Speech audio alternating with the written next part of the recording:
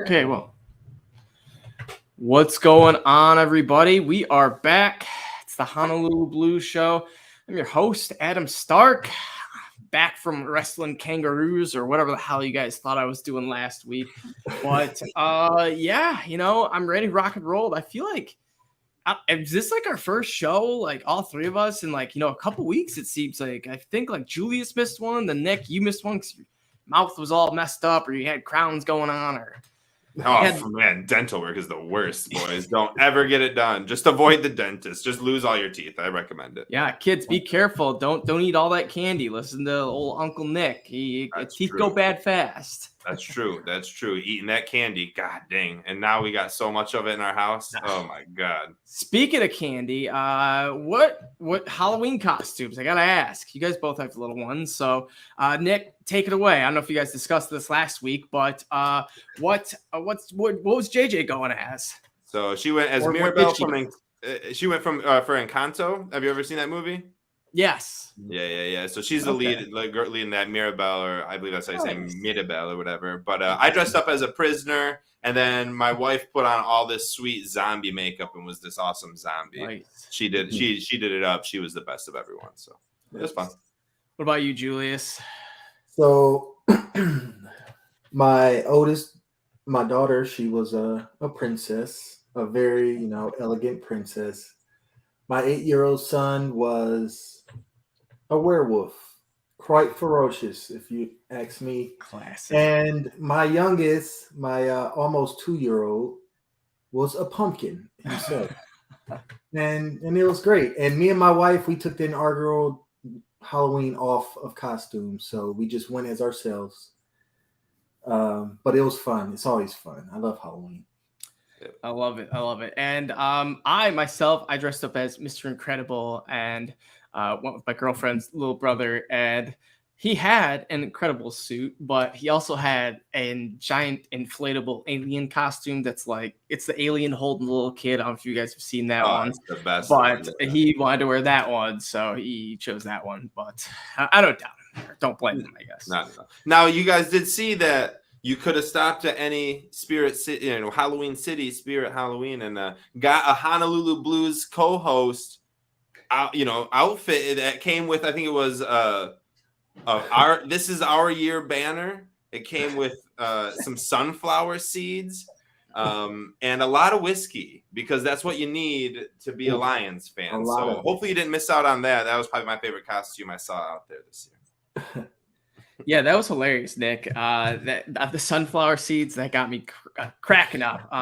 For those that don't know, I love to chow my sunflower seeds whole, just swallow them whole. I'll occasionally break them open, but that's just too much work. Just grab a little handful, pinch full, chop them up. You chew it enough, it goes down fine. Occasionally you get a spiky one that carves your throat out. Then you stop eating them. But for the most part, eating sunflower seeds whole is it's pretty fine, I'll just call you Blood Belly, Adam. Blood Belly, bro, dude. Adam. That's why they're included in our Halloween costume. So it's an ongoing joke that I'll never forget about. All right. In honor of Halloween, let's do one more Halloween question. This brings me to the Detroit Lions. So if we were to describe the Detroit Lions season as a candy, what candy would it be? It could be a chocolate, could be any type of candy. So, Nick, real quick, off the top of your head, what candy describes this Lions off season? Oh, man. Well, personally, it would be, to me, like a freaking, what is it? Almond Joy? A coconut, almond treat. And they're like, hey, or a raisinette. Like, what are we doing? What kind of, it's terrible. It's the worst candy in the world. This season is one of the worst seasons I've ever seen out of the Lions. I mean, there wasn't a ton of hope coming in. I may have pushed him a little bit. Julius only predicted him to win 14 games. There wasn't a ton of hope coming. All right. So it's like getting the worst kind of candy. And to me, it's anything almond or anything coconut, anything raisins, anything like that. It's like getting a freaking pencil for Halloween. You're gonna upset our number one fan on this one. My mom's a big old Almond Joy fan. So Yeah, I mean, it worked out, you know. I don't know. It's not for me. Come Halloween, she was always taking my Almond Joys, and I was like, "You have them, good. Don't come after my Reese's, my Hershey's, my Butterfingers. You take the Almond Joy." So worked out. Julius, give me a candy. The Lions Halloween candy. First of all, Almond Joys are amazing, Nick. I know what you're talking about. Can't do them, man. They're like top 5. And Goobers, I've seen in the comments, Goobers. I also love Goobers too. They're also pretty great and underrated, even though you don't see them on Halloween as often. Pardon. But anyways, I would say the Lions are like some kind of hard, bitter candy, like a Chico stick, or perhaps something nasty like black licorice. Imagine if they gave the Christmas puffs out on Halloween. That's the Lions.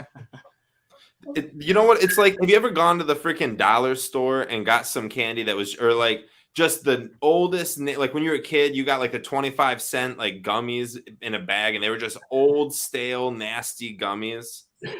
That's the Lion season. You see, boys, I got the perfect candy that comes up this season. It's a Warhead. You know, looks delicious. You pop it in your mouth. You're like, oh, this isn't bad. And then 10 seconds later, you're puckered up and thinking, oh my gosh, this is so sour. This is terrible. What did I do to myself? And then come the end of the Warhead, end of the season, you're like, hey, this isn't that bad at all when we're looking at our top draft picks. So Lions, we're a Warhead, man. That's a good like 16 game, 17 game season analogy right there. You know what I mean? I like that. Definitely. All right, let's dive into some news. Let's jump into the biggest piece. There wasn't really any news, was there? No. I mean, a couple trades. Trade deadline was very meager. We only had 20 trades go on in the NFL, which is, I believe, an all-time high before the trade deadline. So there was a lot of shakeups going on. You had, Roquan Smith leaving the Bears and Chase Claypool coming onto the Bears. So that'll be kind of an interesting change that the Lions will get to face. But the big splash that we all know the Lions made was we traded TJ Hockenson. And we didn't just trade him to anyone. We traded him to the Minnesota Vikings. So you got to, assume that Brad Holmes, Dan Campbell, they were thinking something, maybe they wanted to send him back up with his, boy, Tim Boyle, and they can, recoup and have some sort of chemistry over there. But all in all, the Detroit Lions got back a 2023 second round pick, a 2024 third round pick for TJ Hockenson, and 2 fourth-round picks. One can become a 5th round if the Vikings win a playoff game. So, Julius, let's go to you first, man. When you heard this trade news, what was going through your head? We talked a little bit before, so brief me on that, and then, give me your reaction right now. Well, I was kind of surprised, but I was kind of not, because I somewhat expected this to happen. Because TJ Hockenson, he has a lot of value because he shows big time playability. Like we seen TJ go off just a couple weeks ago, I believe. Who was it against? Was it against Seattle when he went off about 180 or something? Yeah. Yep. And he does that sometimes where he just takes over a game, but he doesn't do it often enough, in my opinion, to be amongst tier 1 tight ends in the league. Like there are only a few, like the Travis Kelce's and the Mark Andrews of such ilk, the Greg Kittles. He's not quite there. He's like a tier 2 guy, in my opinion, where, he's not like, I'm not about to pay this guy a max tight end contract. I'm not comfortable with Brad Holmes doing that. And the time was coming. I don't want to franchise tag him. So you had him for at least another year? Could he help you in your rookie quarterback you're probably going to draft next year? I don't know. Maybe he'll pop for 1 game, disappear for 4, have an injury for 3, and then pop for another game. Might make a Pro Bowl because there's only like 3 good tight ends in the league. He might do well in Minnesota. But honestly, the 2nd round pick this year, the 3rd round of next year, the conditional 4 if we added on to it, I'm cool with it. I'm better. I'd rather have that than let him walk for nothing and continue to get the production we were getting. It kind of irks me that we trade him in division, but I can live with it. Honestly, could live with this. What's the difference between him and Brock Wright for our team at this point? Tell me. Well, Hawkinson's a lot better than Brock Wright. He is, but like, I mean, Brock Wright went off for the Cowboys, and Hockenson was nowhere to be found in that game. Your tier one guys that you pay big money to don't do that. I'm glad we got something for him. I mean, okay. Go ahead. Yeah, go ahead. All right. What I was gonna say is you kind of make a good point on Hockenson kind of being injured and banged up, because I'm looking at the top paid tight ends right now. Number one being Darren Waller, who we know has just missed the last couple games and just has not been himself with the hamstring injury. Then next up we had George Kittle, who missed like the first 4 or 5 games of the season. Then you have Travis Kelce, who's Mr. All-Reliable. Then you got Dallas Goedert, who we know has been banged up in the past. Mark Andrews, who's banged up right now. David Njoku, who's banged up right now. So it's like the tight end spot, it's not easy to, play 16 games. That really, hats off to what Travis Kelce's done these last 3 years, where I think he's missed maybe 1, maybe 2 games. I don't know. But all in all, if you look at these top 10 paid tight ends, each of them is getting 10 million plus, and TJ Hockenson could have easily demanded, 13 plus, at least 12 plus at the end of the season. I know he was on the books for another year, but we would have had to pay him $9 million for next year. So now we have $9 million to spend elsewhere. We got that second round pick to, I know second round picks are cursed or whatever, but hey, second round pick's a second round pick.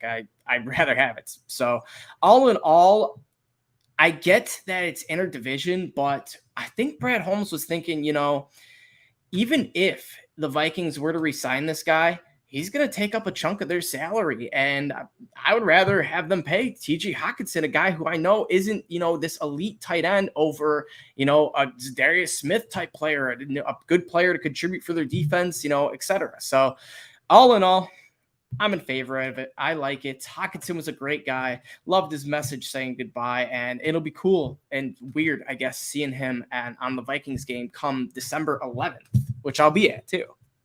That'll be fun. You can wear a Hockenson jersey?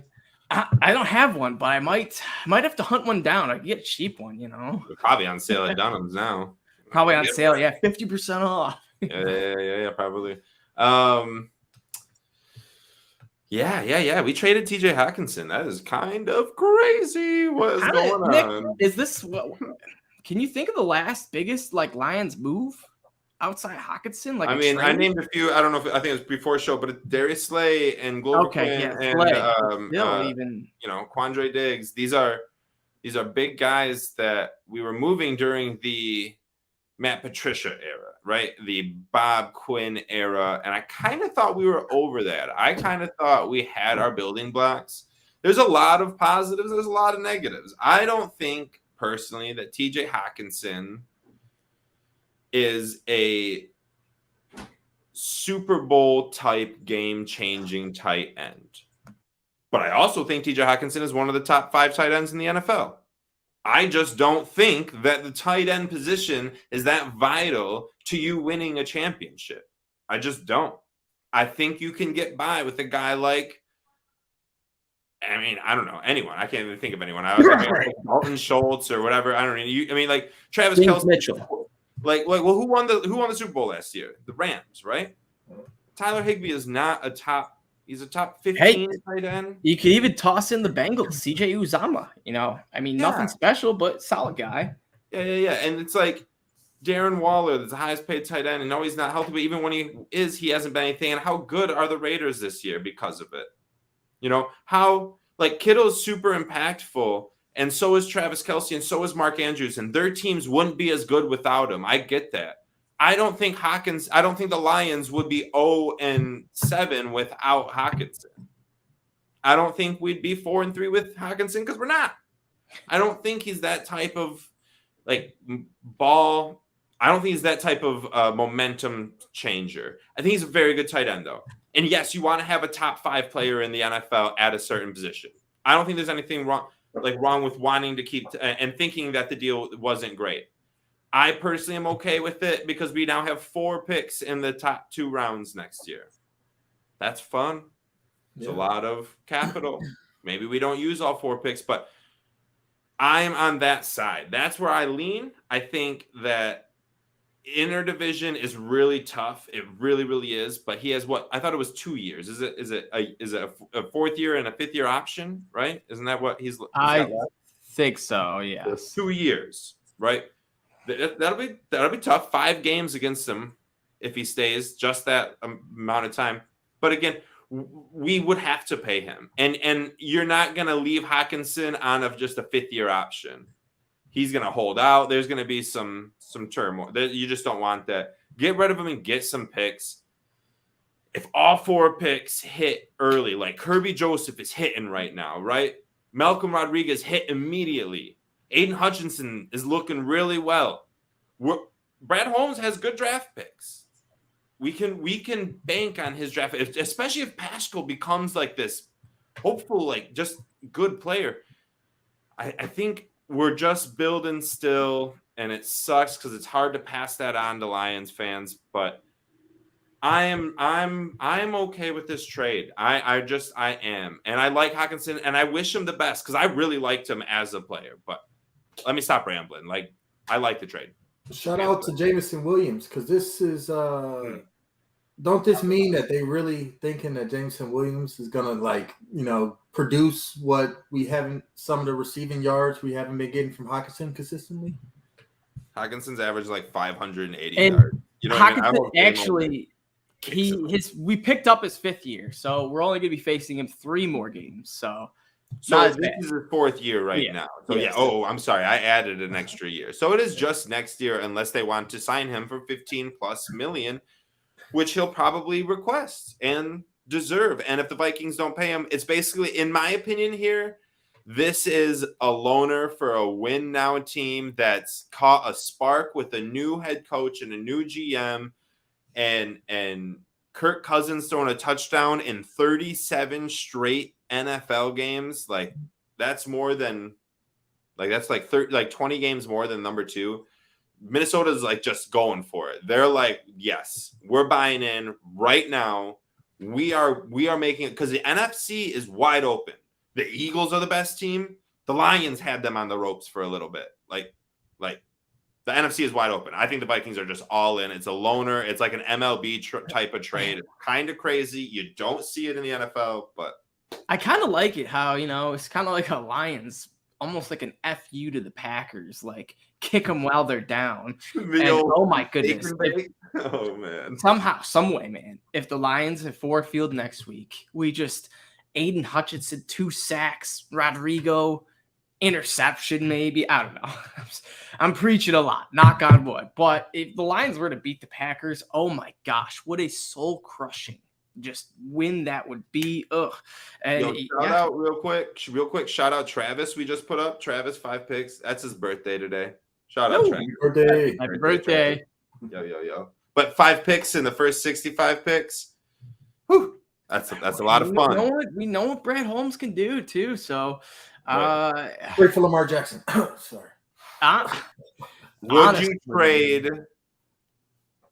4 of those 5 picks, keeping 1 second rounder for Lamar Jackson? 2 first, a second, and a third. That's a lot. It really depends where the Lions finish, because if the Lions get the number 1 pick and the we're Rams assuming the Lions have number 1 overall pick right now. Yeah, that's exactly what I'm assuming. Oh man, that's a lot. So like he's proven. Or what if I give up 4 of the 5 except for number 1? Also, while we're talking, trade and draft talk, do you guys know Bryce Young played on Amon-Ra's high school team? So he would not only be teammates with Jameson, he would be teammates with Amon-Ra again. So, whew. Okay, right now on November 1st, happy birthday, Travis. Who would you want? Number 1 pick, we get it. CJ Stroud, Bryce Young. Right now, you had to pick. I want Bryce Young. Bryce Young, sure. I'm Bryce Young too, but I'm seeing a lot of CJ Stroud. A lot of people saying CJ Stroud right now, and I like Will Anderson too. I know. What if we have to get what if we had Will Anderson and Aiden Hutchinson? That's what I'm saying, man. Like, there's a legit chance where, like, the Rams, they get the 11th, 12th pick, whatever, and we, package that first and maybe 2 seconds up, or maybe a first next year, and go get freaking Will Anderson at like 2 or 3 or something. Whoa, that would. What if the Rams lose out? And we got That's what I was one. gonna say. What if That's Stafford insane, gets man. hurt? Next week? Honestly, their schedule is not the easiest. I looked No. at an only game that's like a gimme, and it's not even looking like a gimme anymore. It was, actually no, they did win. It was the Panthers game, and But they still. played. PJ Walker been looking good lately. You know what I mean? They got like the Chiefs this week or something. Or no, the Bucks. They got the Bucks this week. No, they didn't. Not the Bucks. They someone else. No, they the played Rams play the weekend. Bucks. I'm picking up their defense in fantasy. Now the wrong. The Rams already played the Bucks. They played the Bucks on the home opener. No, they didn't. First game of the season. The Bills played the Rams. Or the Rams played the Bills. That's what I mean. It was a Super Bowl. The rematch. Bucks are who I'm talking about. The Rams played the Bucks. Jeez, all these. I was like, bro, I'm picking them up in fantasy. Don't tell me I'm wrong right now because I fucked up then if I did. I'm trying to mess with Nick late night before the waiver wire hits tomorrow morning. Yeah. Nick's gonna be like, oh crap, I can't pick up this Bucks, Steve. They're playing the Bills. Playing the Bills. All right. Let's move on from this TJ Hockenson news. There was another big splash that the Lions made. We fired DB coordinator Aubrey Pleasant, the guy who kind of, remade or, helped not turn his career around, but, revitalize, I guess. But Jeff Okudah, he kind of came back from dead thanks to Aubrey Pleasant and Aaron Glenn. So I will say, you could throw in most of that of just Jeff Okudah being that freak athlete that we draft him to be, and then the rest, coaching. So, but nonetheless, Aubrey Pleasant is, he got the boot. So, Nick, do you agree with this? What does this mean? And, would you have rather seen, someone else get fired or no one? I am not the biggest fan of Aaron Glenn. I think his scheme is putting the corners and secondary in poor positions to keep up. We make no adjustments. We used Pleasant as a scapegoat. This should be the firing of a defensive coordinator who's allowing the most points in, I believe, NFL history or right up there, and definitely last in the league in every category right now. But what you can't do is fire a defensive coordinator mid-season because implementing a new scheme is super hard. And you can bring up Pleasant or Shepard to run Aaron Glenn's scheme, but I feel like they've built such a loyalty chemistry between those three that they just can't get rid of Aaron Glenn right now. So Aubrey Pleasant became the scapegoat. I think that's terrible. I think he had done very good work, and I don't think it's Aaron Glenn. I think Aaron Glenn has stuff to do with it, but I think Aubrey Pleasant did really good work with Jerry Jacobs last year, right? Jeff Okudah this year, finally, obviously. Kirby Joseph this year is looking very good. Tracy Walker has made superb strides after Matt Patricia left and when Aubrey Pleasant came in.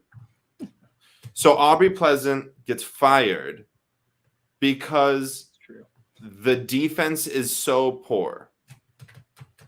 I don't think that really makes sense. This should be Aaron Glenn being fired. It was a total. I feel like even if you like it, don't like it, every Lions fan just has to feel like this is scapegoaty-ish. Where like we had to do something, and Dan Campbell was just like, Aubrey, you're odd man out. Sorry.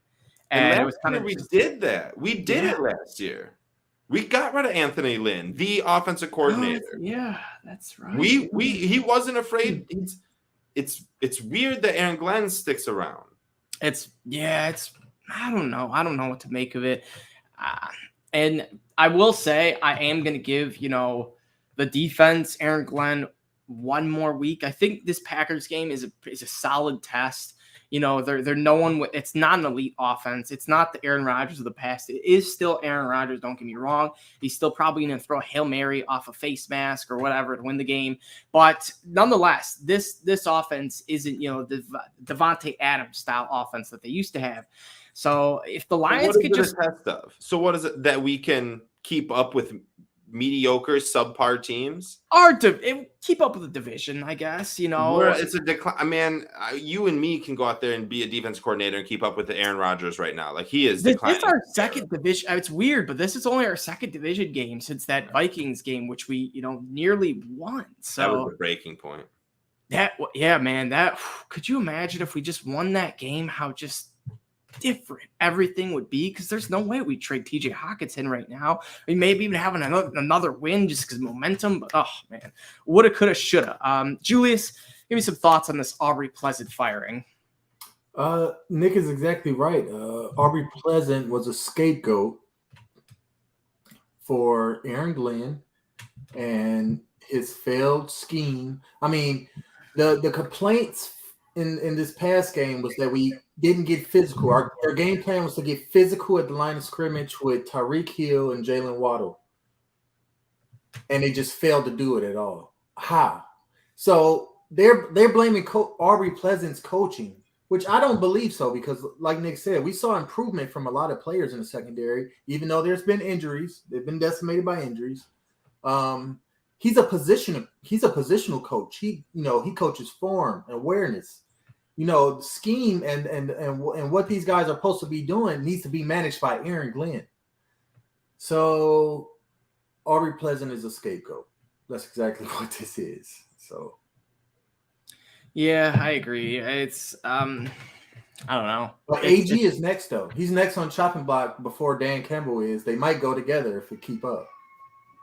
Dude, AG's got to go this offseason. I tweeted it out right after the game. I hate to break it to anyone who can't bear this truth. Lions will never win anything with Aaron Glenn at defensive coordinator and Jared Goff at quarterback. I mean, as crazy as it sounds, what if, Brad Holmes is like, I'm just keeping him until the week 17 or week 18. And once that game concludes, I'm clearing house and taking my first overall draft pick. He is thinking that Aaron Glenn gives him the best chance to get the number 1 overall draft pick. It's honestly, and it's like, look, if I fire Aaron Glenn, we might win a few games. We keep Aaron Glenn. It's a good strategy by Holmes, because if Glenn somehow magically, does turn the team around post Aubrey Pleasant firing, then Brad Holmes looks like a genius for holding on to this guy. And if he doesn't, then, we're like, Brad Holmes, you sly dog, you getting our first overall pick. So I don't know. I hope we don't get, some sort of get screwed out of, the top 3 picks somehow off a tiebreaker or whatever. But I would be very sad. There is one more piece of news that happened. Not happened, but that was announced the other day, whatever. That was, I guess, DeAndre Swift being rushed back.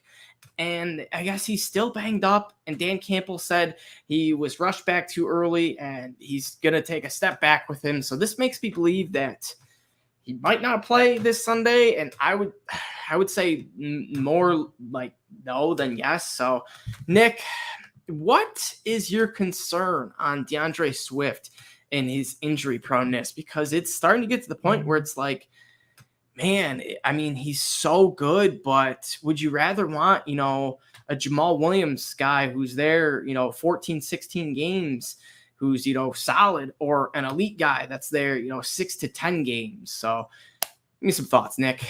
I want them both. I have no problem. Look, DeAndre Swift is going to get injured. That's the fact of the matter. We drafted him. We're stuck with him. Do I think we should re-sign him? No, which stinks, because ultimately what will happen is he'll sign with a team and be healthy for a year or two all of a sudden, and he'll be like, whoa, man, DeAndre Swift was such a good running back. I can't believe the Lions let him go. And he'll be like, yeah. We've been there, done that before. But I want them both. While he's on his rookie contract, I will gladly take him and Jamal Williams, who looks like a very competent running back. So much so that we are scoring – in the first half, we scored 27 points. We didn't score again. And, for the 3 weeks before that, we didn't score any points. Realistically, we need like a really good running back who can stay healthy for 16 games. Doesn't every team. Well, maybe we get lucky and we find one. Is DeAndre Swift that guy? No. We've seen it year in and year out now. This is year 3 of it.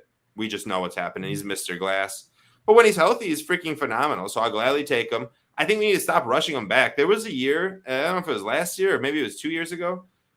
He was injured since like week 10 or 11 and then played week 17 when we were like 3-13 or something. I remember that. Yeah. That was his rookie year, I want to say. Yeah. What are we doing? It was like, what are we doing? Like, why? Who okayed this? Why are we rushing this guy back? We know this guy is unhealthy. Like, Our team was 1-5, and we were desperately trying to stay. Obviously, in that locker room, we were trying to stay in the playoff hunt. We needed to win out, right? I had brought up last week episode 2018 Indianapolis Colts were the last team to make the playoffs starting 1-5. Okay, so I think we were trying to do everything. That was our give it our all game. Bring Swift back, healthy or not. We need to win this game. We need to beat the Dolphins, and we didn't. And he was like, all right, yeah, I probably shouldn't have did that. Bring him on back. Real quick, 1970 Cincinnati Bengals, only team to start 1-6 and make the playoffs. So there is a chance. You know what I mean? Ooh, that's the old Dumb and Dumber. So you're telling me there's there's a chance. All right. Which is kind of how all Lions fans are feeling, Yeah. I'm in full tank mode. I'm hoping we lose every game. I'm not rooting for wins anymore. In fact, it's not. This is the official week coming up. Who are we playing this week? Packers.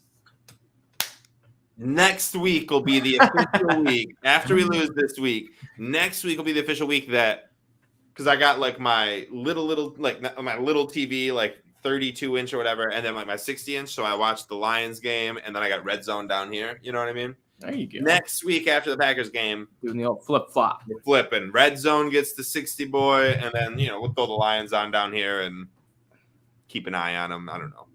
I don't even know why. See what Rodrigo and Aiden. See if Aiden can break that rookie sack record. 4.5 right now. Like, what? Okay. Quick side tangent. We'll get to you in a sec, Julius, about Swift. But if Hutchinson were to, have another 3-sack game and then another 3-sack game, but that's it. Like the rest, like he plays how he did last week against the Dolphins, like 1 to 2 tackles, just going ghost. How would you, Julius? How would you feel about that? If to have a defensive end that was, you see it there, but like I feel great that our number 2 overall pick, Aiden Hutchinson, had double-digit sacks as a rookie. I feel absolutely great. Yeah, I have big expectations going into year 2. And that's glass half full looking at it. Yeah, I mean, like let's look at real quick. I just want to look at something real quick. Look at this. So if we look back, right, and we're just gonna go look at Reggie White, right? For rookie year, had 13 sacks. What game did he get those 13 sacks in? Anybody know in 1985? Anybody? Nobody? All right. No one's gonna know. No one's going to know. We just want Aiden to have a freaking record, have a double-digit sack. That would be great. Like, that's outstanding. We're just going to look back and think about it.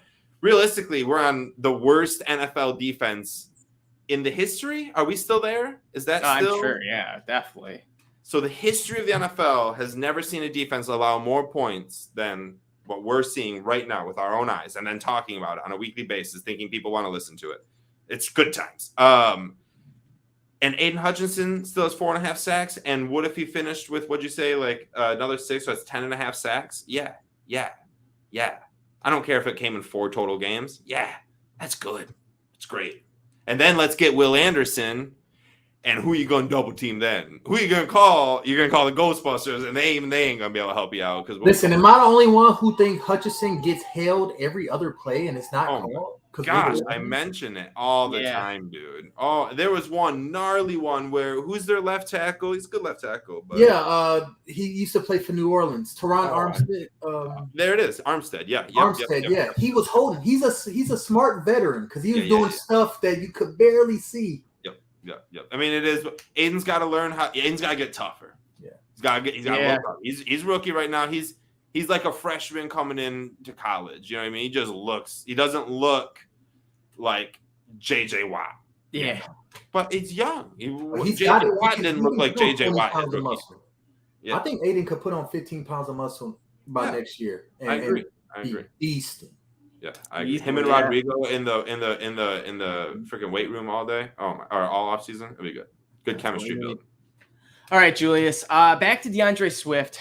Have your concerns grown about him just being injury prone? And is this a guy that, you'd be looking forward to, re-signing to, be a Lion? Yeah. I'm concerned about DeAndre Swift because ever since he got drafted, he's had injury problems. And it's just like he's kind of short statured. So, he just get hurt. He get hurt too much to pay. So he's not in our long-term plans. Let's see Zachary asking that in the comments. Is Swift our long-term back if we tank? No. We can draft a running back next year, late first round, early second round, third round, try to find something out there. No running backs in the first, second, or third round, Julius. I don't know what you're talking about right there. Okay. I would take a second. I would take a second round. We need 4 defensive guys and 1 quarterback in those first 5 picks. Don't you dare tell me we need a running back. That's definitely possible, but if it's a guy, if it's a guy in the second round or third round, just give me my Jamal Swift 1-2 punch. So you want to keep running? Yeah. No, because running with an injury-prone Swift and Jamal Williams, he's going to be a free agent this offseason. He's going to want a pay raise in his last little stint as a running back. No, there's no way. We have to look elsewhere. Yeah. We do need running backs. I'm not saying that we don't, but let's just go try to find someone. I'm cool with getting Craig Reynolds 20 carries next week against. You remember when Dameon Pierce got drafted? See, third round. Fourth round. Like we can find guys. You just put any.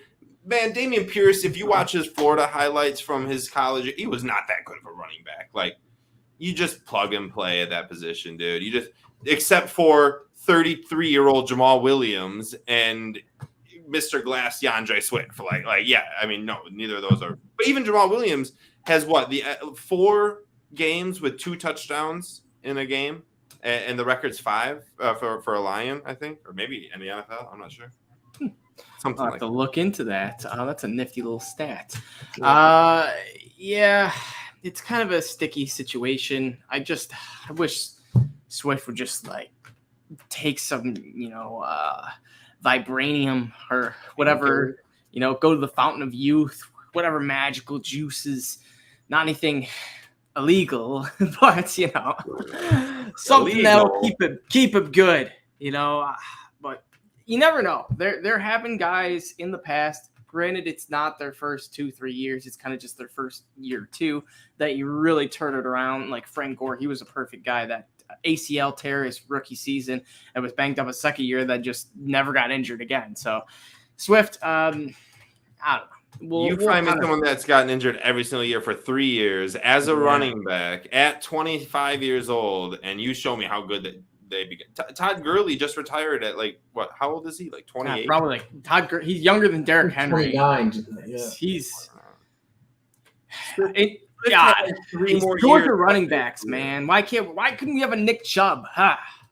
We passed on Jonathan Taylor, and JT's been banged up too. This year, but last not historically though, not like Swift. Yeah. However, both of us, the Chiefs took CEH before all of them. So listen, Brian Robinson out of Texas and the Jahmyr Gibbs kid from Alabama. I use one of those 2 seconds or one of those 2/3 on one of those guys.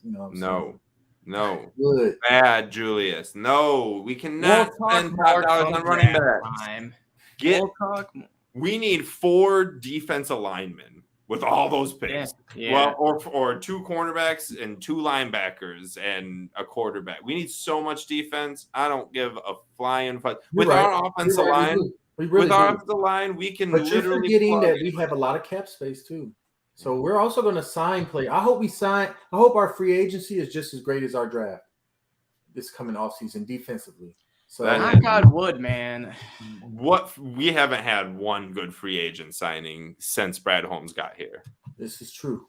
Not it's a one. concern. Anzalone, I guess. Yeah, rack your brain, boys. Let's see what you find.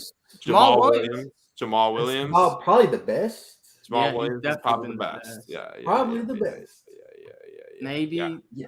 No, that's Chris Ford. What are we doing here? You know what I mean? I forgot he was on the team. Honestly, he's playing a lot more than he should be, I think. But man, yeah. They definitely draft a linebacker to go with Rodriguez, and they need to draft defensive tackle, and they need to draft corners and safeties. You're right. We could definitely use 4 defenders in the first 5. A quarterback and 4 defenders. Yeah. All right, boys, enough draft talk. Let's recap this game real quick. Not going to, break it down crazy, but we did have some good and some bad. I will say, let's talk about the most head-scratching moment of the game. I think all three of us were like, did this actually just happen? Was this the play called, the decision to be made? And that is 4th and 2. Jared Goff takes a deep shot to Josh Reynolds, who, he did seem open and did seem to, be able to, make that touchdown. But on a 4th and 2, when the game's on the line like that, if the dude isn't wide open with 10 yards of space, I'm not taking a deep shot. I'm just trying to get those 2 yards and move on with the drive. So, Nick, I know you're big on this. You were going back and forth with all these Lion fans on if this was a good or bad pass. So for me, it was like a decent pass. I mean, it wasn't horrible. It wasn't, a good pass. But, I think if you had Justin Jefferson out there, he probably makes that catch. If you had an elite wide receiver out there, he probably makes the catch. But we have Josh Reynolds, and that's who Goff knew he was thrown to. So 4th and 2, what was your thoughts, Nick? I mean, I liked everything about it. I like that he took a shot on 4th and 2 deep down the field. I get that everyone else is mad about him not throwing this crossing around. That wasn't what I was upset about. Fuck, Pat Mahomes would have done the same thing, and it would have been just the most amazing thing in the world. You got to have balls, and Jared Goff for the first year didn't have any in Detroit. He didn't have any balls 2 weeks ago when he couldn't even step up into the pocket. This week, he was stepping up. He took what TJ Lang said on Twitter to heart and started stepping up.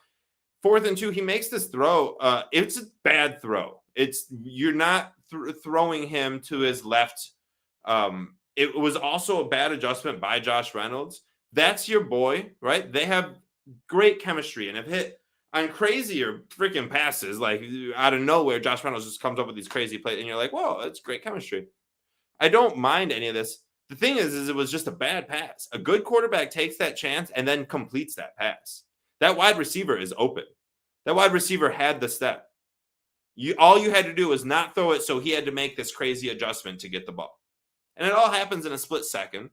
It's easier to break down when you can slow it down. That's not a good pass. That's why Jared Goff is 4-20 as a quarterback for the Detroit Lions. Like he's very true. Very true. Not good. He is not good. He is above average. He's better than Sam Darnold, better than Baker Mayfield, better than probably 8 starting quarterbacks in the NFL right now. PJ Walker, yeah, definitely. And he's competent enough to win you 3 or 4 games. But unless you literally, and this is what we said, and it was like, all offseason, it was, if you just surround Jared Goff with these great weapons, he can be an elite quarterback. Right. And when we have surrounded him with elite weapons, he has been almost an elite quarterback. Like when we don't have Amon-Ra St. Brown and we don't have DeAndre Swift, yeah, he gets put back into under normal. But the thing is, you can look like that the entire game, but on 4th and 2, with the game on the line, he continuously misses. Continuously. He never makes that clutch pass. Ever.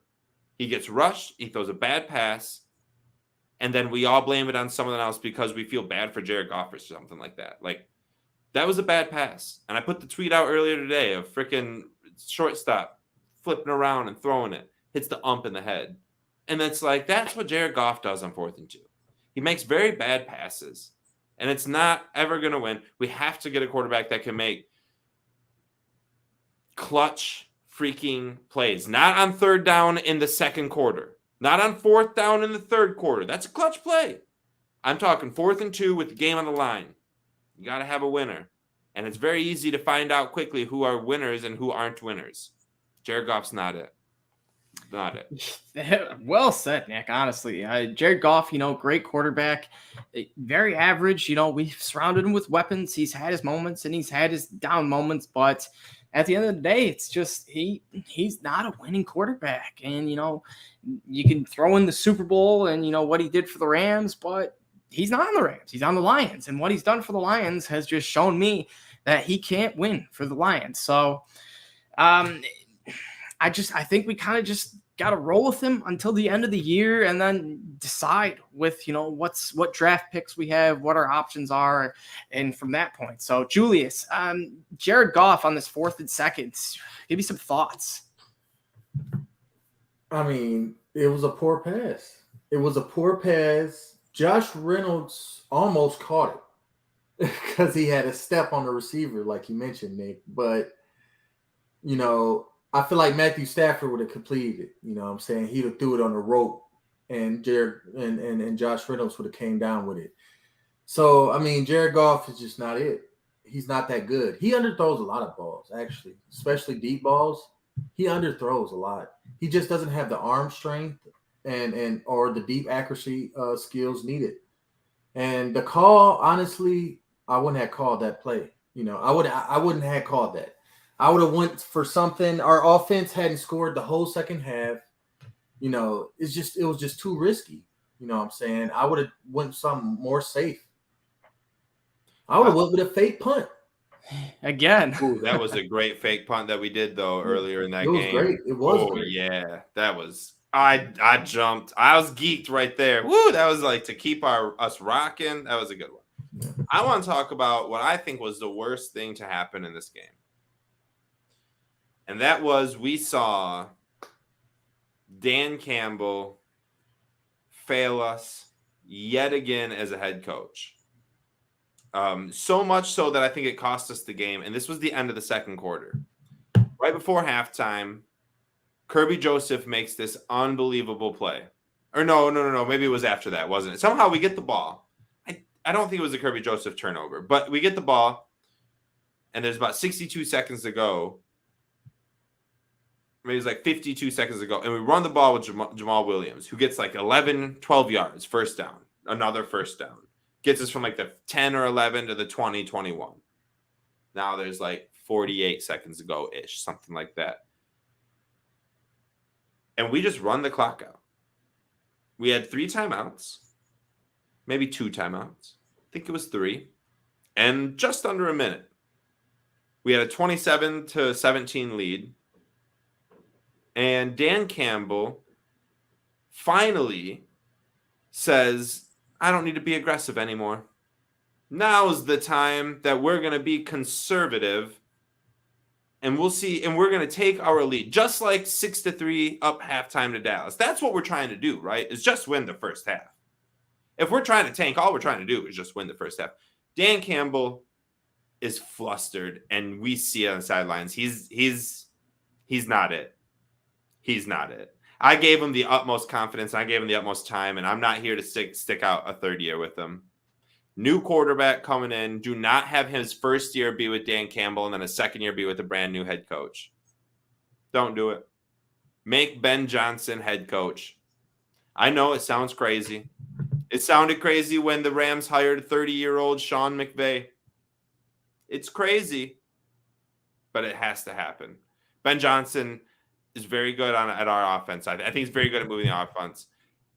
Just keep him. Make him head coach and say, screw the world. Get Vic Fangio at defensive coordinator. And that's just Dan Campbell's got to go, guys. It's just that was it. He doesn't know what he's doing out there. He doesn't know how to throw challenges. He doesn't know how to call timeouts. He doesn't know how to do this. He's a great motivational speaker, and he'll be an amazing assistant coach on a team, I think. So much so that he will will his locker room to succeed. Just not head coach material on a team that's already destined to lose.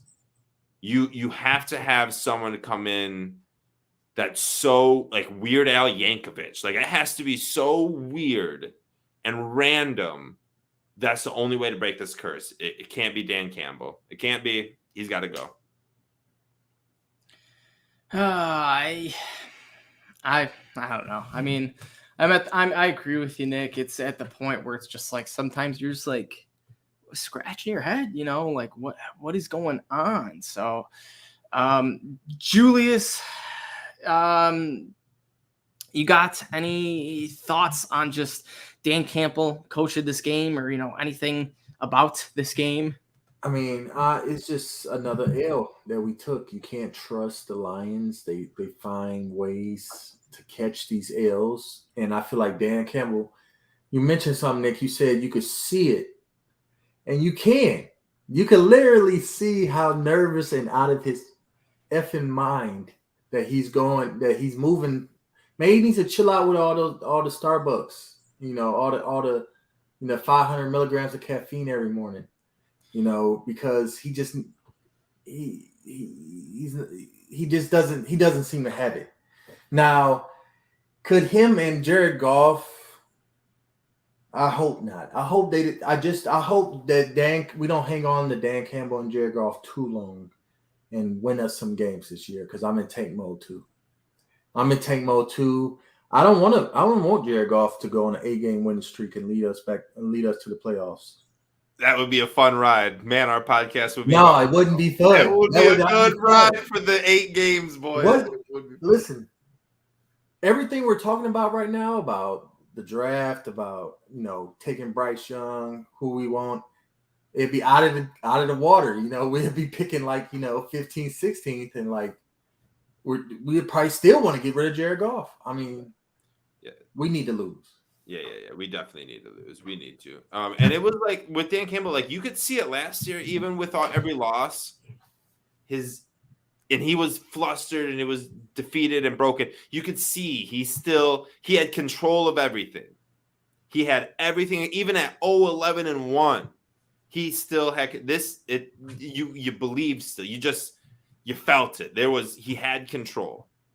It wasn't that bad. We were moving positively right now, and after that Vikings loss and then the Seahawks loss, those 2 games demoralized him, and then Bill Belichick put him 6 feet under, and now he is lost. His head is cut off, and he is lost. He has no control. You can see it in his interviews, post-game interviews. He is defeated, dude. He's just defeated. And that's what being a Lions head coach will do to you. It'll defeat you. That's why it's hard to do. You know what I mean? That's why we've gone through the carousel that we've gone through. It's hard to do. I just don't think Dan's it. I'm actually rethinking what I was saying. Keep Ben Johnson at offensive coordinator. Bring Deuce Staley to be head coach and Vic Fangio to be defensive coordinator. Though that's my coaching wish list. Santa. Don't we all wish?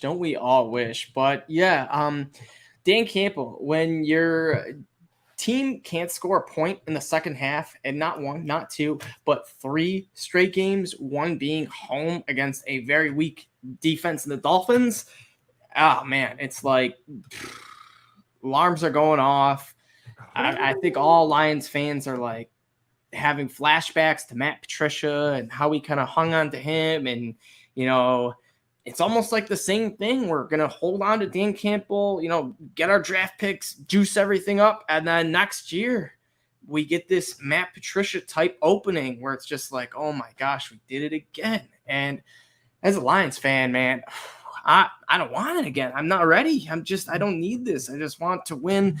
And it's just not good. So as of right now, I don't know what to do with Dan Campbell, and we're on the page of we got to keep tanking, but if we keep tanking, that means Campbell's out the door. So it's I don't know. It's an odd situation. It sucks so much that the 3 biggest things that win you football games, defense, your quarterback, and your coach, are our biggest 3 weaknesses. So the Lions, we got a lot of building to do.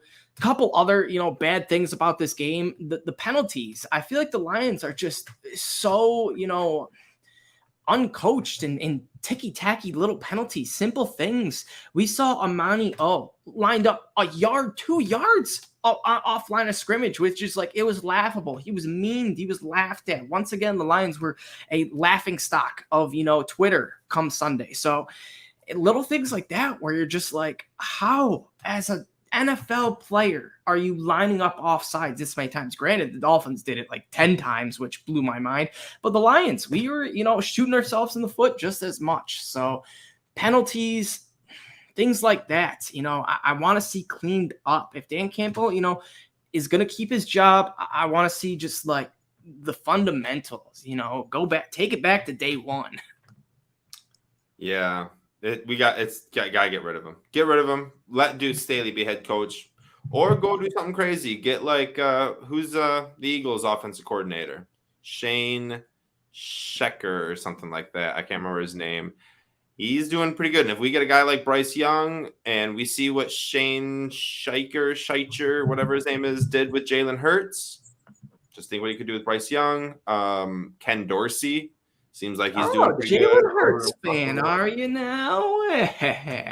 I'm not a fan, that's for damn sure, but that's an improved quarterback. Hey, and when you go from being one of the worst completion percentage quarterbacks to this talented quarterback who's got a team on the 7-0, I think there has to be someone to recognize that, and it's not just the head coach. I agree. And then you could even bring up Brian Dable and the Bills.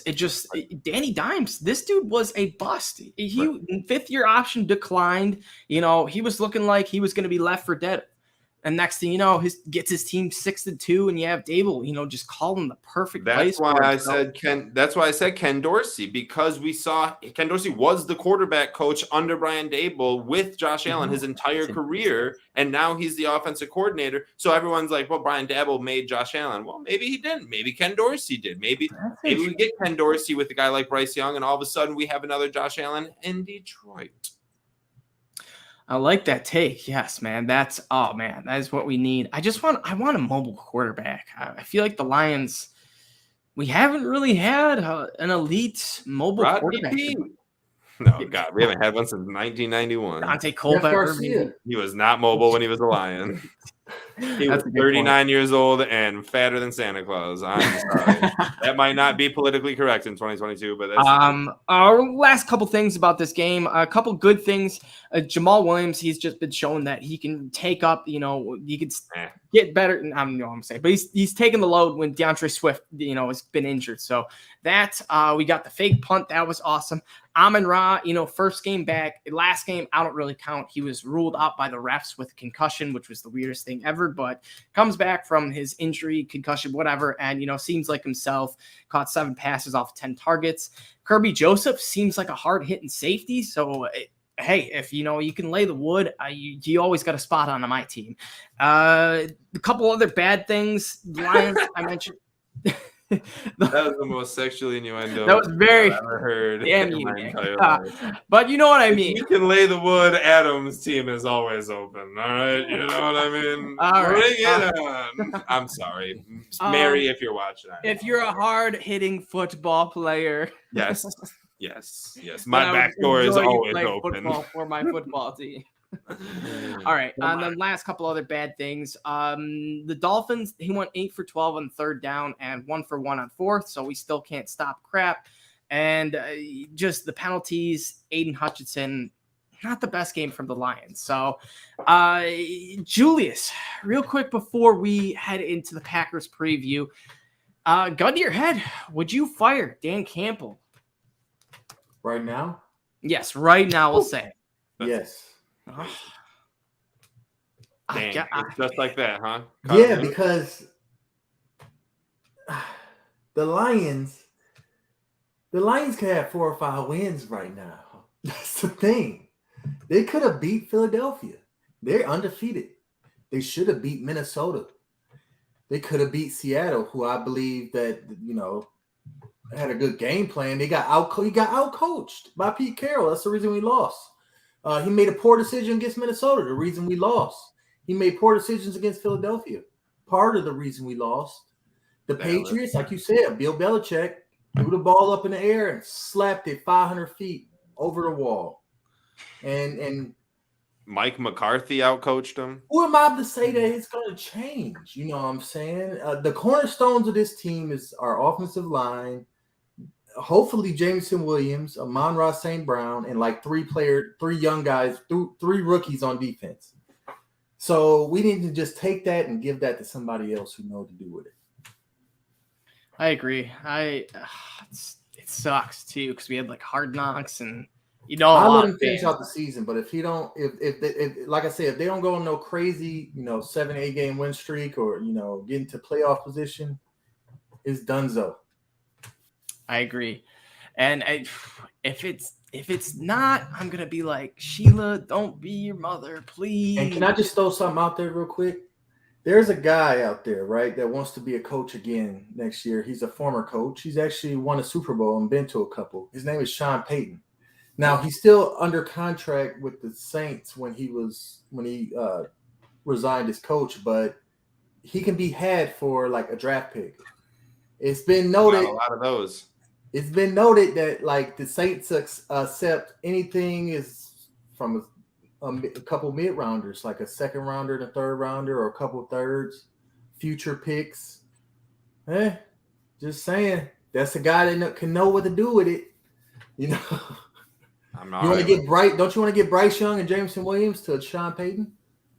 Yeah, that'd be nice. That's the dream, man. That's the dream. But I don't know. I feel like the Lions just don't ever get those type of breaks. But hey, if Sean Payton, I'm challenging any coach out there. If you guys want to put on your resume first coach to win the Lions a Super Bowl, you're going to be looked as, one of the greats. I mean, Bill Belichick didn't win a Super Bowl for the Detroit Lions, Bill Parcells didn't win a Super Bowl for the Detroit Lions, so, Hey, look out for Brad Holmes, man. This is his off season. This next, then ain't nobody talking about firing Brad Holmes right now. But he's the guy who's going to make these big decisions. You know what I'm saying? Another thing the Lions did that I think a lot of people are forgetting, and I'm going to bring back up on Twitter, is that I'm almost positive we hired Dan Campbell before Brad Holmes. So this wasn't a true Brad Holmes hire. So I'm not 100% sure. I know Nick. No.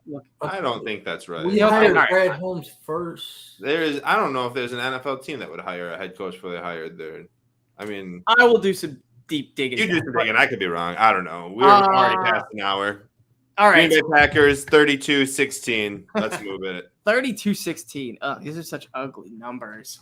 Packers are a 3.5 point favorite. So the Lions are 3.5 point dogs. Once again, over under is set at 49.5. I think that's going to hit over. Unfortunately, Rodgers has just looked terrible. Dak said he chose the Lions as his comeback get-right game. It kind of worked out, I guess. And I'm almost positive Rodgers is saying, thank you, God, for giving me the Lions during this 3-game skid because I'm going to beat the crap out of them in this warm, toasty stadium where they cannot stop a fly. So I'm going to go Packers like 38, Lions 14. I think it's just going to be an ugly, ugly Packers win. Julius, give me something positive. For the sake of entertainment, the Lions are going to keep it close, but Aaron Rodgers is going to toast us again. And I'm going to go Lions 27, Packers 33. Now, Aaron Rodgers he might throw for like 4 or 5 touchdowns on us. This is like, they're desperate in Green Bay. Literally, they didn't do nothing at the trade deadline. Everybody is like, "Oh my God, we're losing all these games." The Packers, Aaron Rodgers, they coming for the Lions. Aaron Rodgers seeing ghosts, and the Lions are going to freaking win this game and ruin our freaking draft position. But we're going to beat the Packers. No, I don't know. I said 32, but realistically, what's going to happen is it's going to be 14-14 at halftime. And then we won't score again, and it'll be 27-14 Packers victory. Actually, no, we'll be winning at halftime 17-14. 3 straight games in a row we'll be winning at halftime. And we'll lose, not scoring in the second half, 27-17. Okay, so here's what it was. Jump back to the Brad Holmes thing. We hired Brad Holmes January 14th, 2021. And 6 days later, we hired Dan Campbell. So a lot of Lions fans are in belief that this wasn't fully Brad Holmes' guy because he had 6 days to, evaluate. I'm sure he did meet with Dan Campbell's the bridge coach, just like Goff was the bridge quarterback. We're going to get our boys right this year, and we're going to get everything going. We need to get rid of Glenn, get rid of Goff, get rid of Campbell. Clean the house, baby. And let Brad Holmes just make these. He's now got 2 years under his belt. He's more patient. Let's just rip it and rock it and roll it. Let's go. I agree. All right, boys. Go Lions. Go Lions, Lions I victory. guess. See you guys all next week. Whoever's going to be